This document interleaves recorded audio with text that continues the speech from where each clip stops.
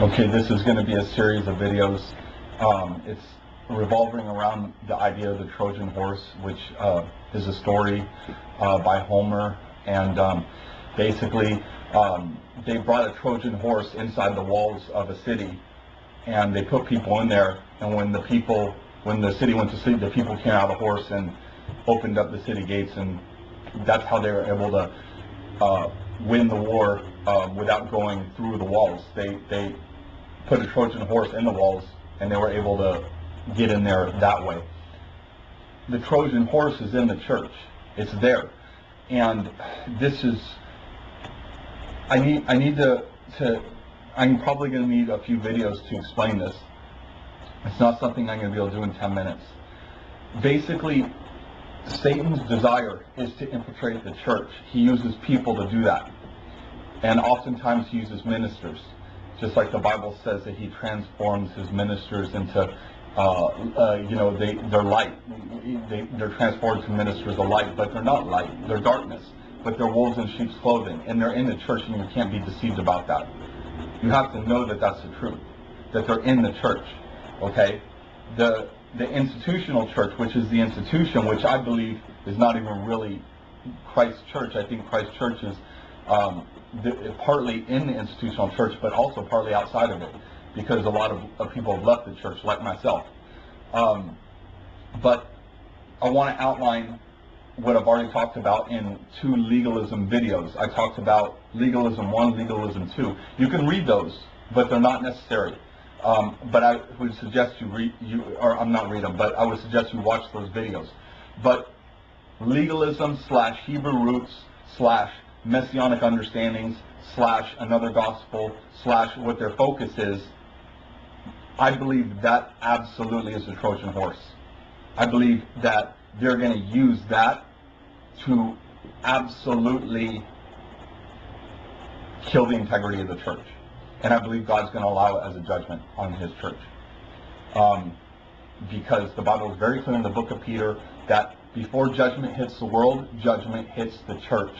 And I absolutely believe that right now, the legalistic pull that's within the church is part of God's judgment on a church that has completely allowed itself to be leavened all the way through and is completely relying on man. Completely. So you're going to get man, and you're going to get the worst part of man, because that's who you trusted in. And so God is giving it to you. Okay? Man's mind, man's teaching, man's soul, man's understanding. You're getting it. And you're going to feed on it. But I'm here to tell you right now that the whole mind frame of the legalist, and I already explained this in the other videos, that legalism is not necessarily someone who wants to obey the Sabbath in terms of their worship, or someone who wants to follow dietary laws, or go, have special vows, or go on special fasts, or denying themselves a spouse. That any of those legalistic or vows or sacrifices, they're not against the Lord. And as long as you have a good grasp on the true gospel of Jesus Christ, you can follow certain laws. You can obey the Sabbath. You can obey dietary laws. You can deny yourself marriage. You can fast and make a lifestyle of fasting. You can do all those things. They're yours to do, but only if you have a true grasp on the true gospel. Okay? But what the legalism is when they say no. The gospel that Paul preached and that Jesus preached is that you must obey the law, that you must obey Torah, that you must obey Old Testament commands, that you must obey these feasts, and if you don't do it, you're not saved. That's legalism. That's another gospel. That's what Christ warned us about. That's what Paul the Apostle warns us about. That's what Peter warns us about. So, and if you really want to get a better grasp of what I'm saying here, watch my 2 videos on legalism. I don't care if you want to obey the Sabbath. Go ahead. If that's part of your worship, then you can do that. But the minute you say the gospel of Jesus Christ is to obey these laws, and if you don't obey these laws, you're not saved, that is another gospel. And the only way that you can redeem any type of desire to obey any laws is if you call it a sacrifice of worship. That's the only way you can redeem it. Because the minute you call that the gospel, that's when you fall from grace. It's not the gospel. The gospel is very clearly defined in the scriptures, and it is not any type of emphasis on the law. So if you're one who wants to obey the Sabbath and follow dietary laws, fine, that's between you and the Lord. That's a certain sacrifice you've chosen to make, that you've chosen to make. If you want to do that, you can do it. You're free to do it. But it's not the gospel. Period. It's not any gospel that Christ preached or Paul preached. It's not the gospel. It's a special vow that you want to do. The problem is the Trojan horse has come in the church, and it is starting to teach the leaders. It is starting to teach the lay people. It is starting to teach anyone who's willing to listen that that's the true gospel. It's not. It's God's judgment on a people and a church and a certain type of affiliation that has completely indoctrinated itself in man's mind, in man's carnality, who has followed the wrong teachings, who has believed in once saved, always saved, who has believed in a pre-tribulation rapture. That's your judgment. Go ahead and fight against that.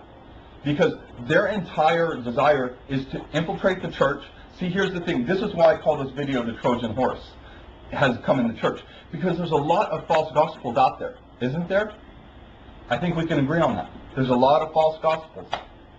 And another big move right now is the New Age movement and a certain type of Christ consciousness and, hey, all this stuff. But here's the difference. The church has a certain hedge of protection, almost like a force field. It's like a discernment that Christ has given his body. If you're saved and you're born again, you have this discernment and you have this understanding. Those are the walls that I'm talking about with the Trojan horse. Those are the walls. Okay? The whole idea of mysticism and New Age and Christ consciousness, that's outside the church. Of course they're going to try to penetrate those walls. But just basic discernment by the church is going to be able to just brush that off. You know what I'm saying? There's some who are going to fall for it. People who are on the wall and they jump off the wall and they run towards it outside the camp. They're going to go. But there's New Age in the church. New Age is trying to come in. But a lot of our discernment and our knowledge and our wisdom and just our understanding is based in buffeting it, so it can't come in. That's why I call this the Trojan horse, because this whole Hebrew roots or whatever you want to call it, I don't care what they call it. I know what it is. And it's basically, it has infiltrated the church. It's in the center. It's not trying to bombard from the outside. It's at the core. It's already in there. It's in there. And it's teaching your pastors. And it's teaching your teachers. And it's evangelizing the lay people. And the minute that the pastors and the priests and whoever start teaching and preaching this to the congregations, that's when the floodgates open. And you will notice that right now there are many teachers and pastors that are starting to put an emphasis on the Old Testament, emphasis on Old Testament teachings, emphasis on a lot, and they're getting primed. And let me tell you something, the institutional church has absolutely put themselves in this position. And they've done it because they haven't obeyed Christ. The church right now is primed. It is primed to be deceived. Because it has created a certain institution that is not biblical. A pastor or a teacher at the top and everybody else here taking notes, that's not the church. The church is more like a potluck dinner where everybody gets to bake and do the recipes and everybody gets to share in a communal setting and everybody gets to eat and enjoy everybody else's food. That's the church. Not one guy cooking and everybody else eating. But we've gotten so far away from that the church has completely primed itself for this type of hypocrisy to come in and to do whatever it wants. I'm going to do another video. I'm going to cut out on this one right now, and I'll call it part 2.